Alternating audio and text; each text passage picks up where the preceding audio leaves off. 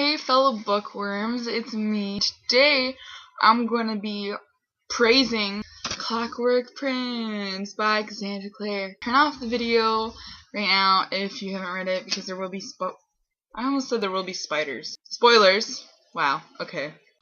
Let's just start off. Chapter 7. In Clockwork Angel, I was wondering why the heck Will wouldn't let himself fall in love with Tessa. In Chapter 7, we find out why. That he is cursed, but he's not really. But he doesn't know that yet. Nobody's allowed to love him, otherwise they will die. So he especially pushes Tessa away because he really loves her. Alright, next thing. I love how they're all so funny. Tessa, Jem, and Will. On page 30, Jessamine was like, Charlotte, Will's being vexing. And then Jem says, and the sun has come up in the east. And if you don't know, that the sun rises in the east every day. So, because Will is always vexing. On page 33, Jem goes, reparations, when they're talking about Mortmain and why he would be upset with shadow hunters. Will looked at him in puzzlement. Is this a game? We just blurt out whatever word comes next to mine? In that case, mine's genophobia. It means an unreasonable fear of knees. Tessa is also quite comical. Will says, on page 35, mine beautiful eyes are weary, and I have paper cuts. See? He spread his fingers wide. I'm going for a walk. Tessa couldn't help herself. Perhaps you could use an Irazzi to take care of them. I have paper cuts. Sophie. She was in love with Jem, which I thought was odd because she's like 19 or 20.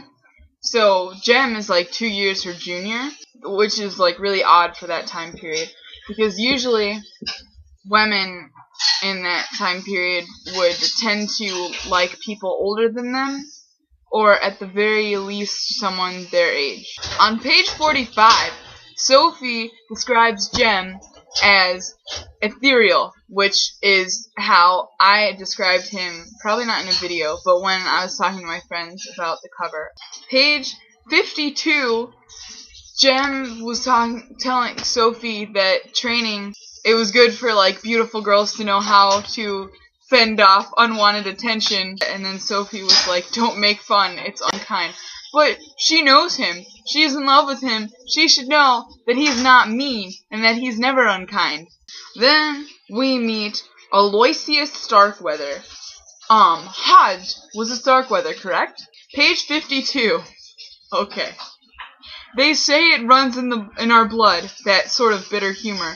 Will says this, and he is a Herondale, and Jace is a Herondale, and he has bitter humor, and so, in the last video, by the way, is snarky arrogance like a family trait? Because they're both Herondales, and I was right.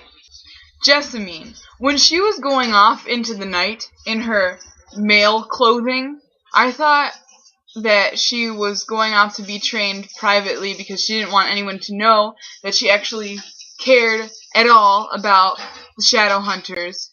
But no, she was going off and betraying them, telling all their secrets to stupid Nate, Tessa's brother, which he took right to Mortmain, the Magister, and just betrayed them all. So, Charlotte. When they were in the tea parlor, Charlotte walked into the room where the werewolf was lying dead on the floor after because he died of like all the drugs. Will was talking to her like, if we take him downstairs, blah blah blah, and then Charlotte turned green for like no reason at all, and then was like, and ran out of the room. I was like, I wonder if she's pregnant because she was about to throw up for no reason. It did not occur to me at all that she might have like the flu or something like that, but I was right. She was pregnant with a boy, because the Silent Brothers, if they can do anything, they can be an ultrasound for women, pregnant women. Okay, I cried. I straight up, like, tears, like, snot cried when Charlotte and Henry were both like, wait, you love me? I thought that you just wanted the benefits of, like, a marriage with me. And then they were like, oh, no, of course I love you. How did you not know that? How did I not know that you loved me? Oh my gosh. And I don't know why, but that was just really emotion eliciting for me, I guess. Jem. Okay, so I don't really want him to end up with Tessa because I just really like Will and he endured this whole curse for Tessa. But then again, I'm like a lot of sympathy for Jem because he's dying because of the stupid Yin Fen. I want him to be happy and I don't want him to get hurt. And I want everything to work out so that Tessa ends up with Will, but Jem is still happy. And it probably isn't going to end that way. Because Will finally admits that he's in love with Tessa after he finds out that the curse was never actually there at all.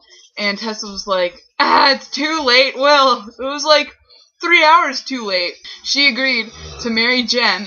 And then Will was like, Tessa, I love you. And it was terrible. I don't want Jem to be hurt, but like I don't want Will to be hurt either, and I don't know.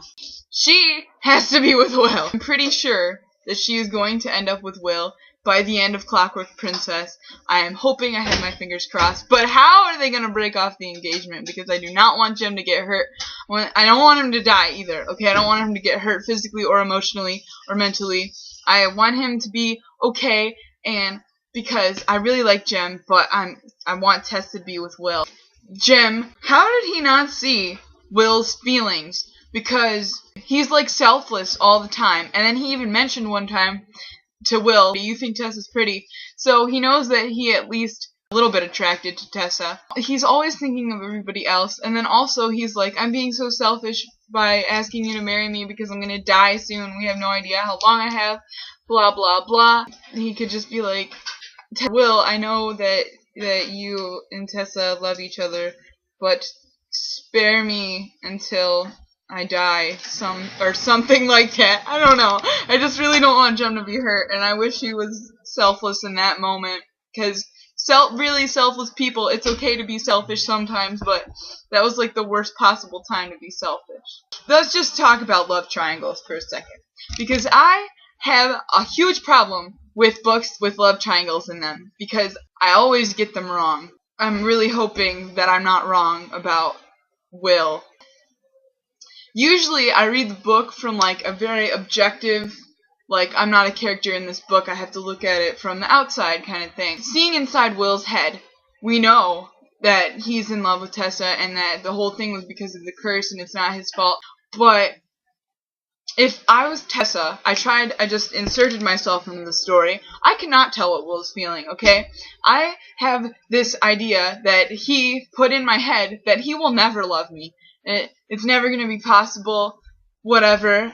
And then Jem is like super sweet and just shows all of his affections towards me, and like he's also quite attractive. In my heart, I know that I would be like, okay, Jem is awesome. He just asked me to marry him, and I'm still sort of in love with Will, but he's never going to love me back. I have to get over him. So, okay, I will say yes to Jem because it is the best thing that I can do to get over William. James Carstairs, I will marry you is probably what I would do as well. And then if Will came to me 3 hours later and was like, Savannah, I love you, by the way, because I had this whole curse thing and so I couldn't tell you that I loved you, otherwise I thought maybe you would return my affections and die. I would cry a lot because I would be very conflicted, but I could not hurt Jem and break off the engagement. I couldn't do that. They're making the Mortal Instruments City of Bones movie. Do you think they're gonna make the rest of that series into movies? Because sometimes they only make the first one and then they're like, if they do you think they will also make the Infernal Devices into movies? That would be very interesting to see that adapted into a movie. So, I don't know. I gotta go, so bye!